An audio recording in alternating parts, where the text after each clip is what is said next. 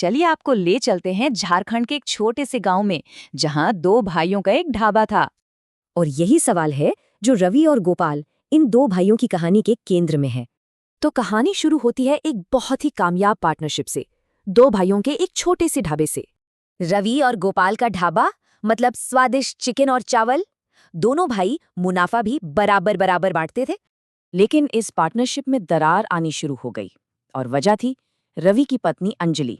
अंजलि की बातों ने रवि के मन में जहर घोल दिया। उससे भाई के साथ मुनाफा बांटना खलने लगा, और इसी वजह से रवि ने पूरे ढाबे पर कब्जा करने का एक खतरनाक प्लान बनाया। लेकिन गोपाल ने हिम्मत नहीं हारी। धोखे के बाद भी उसने एक छोटा सा ठेला शुरू कर दिया।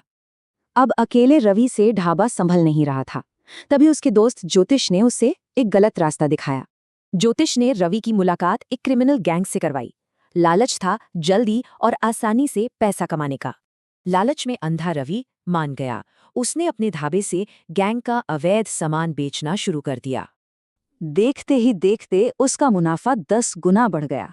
इतना तो ढाबे से कभी नहीं कमाया था। लेकिन इस आसान पैसे की कीमत पूरा गांव चुका रहा था। हर घर में झगड़े होने लगे थे। रवि के कानों तक भी ये बातें पहुंचने लगी। अब वो अपने किए के नतीजों से भाग नहीं सकता था। एक दिन उसने गांव वालों को सुना। उसे एहसास हुआ कि उसकी वजह से सब बर्बाद हो रहा है। बस यहीं से सब बदल गया। रवि के ज़मीर ने उसे एक बहुत बड़ा और मुश्किल फैसला लेने पर मजबूर कर दिया।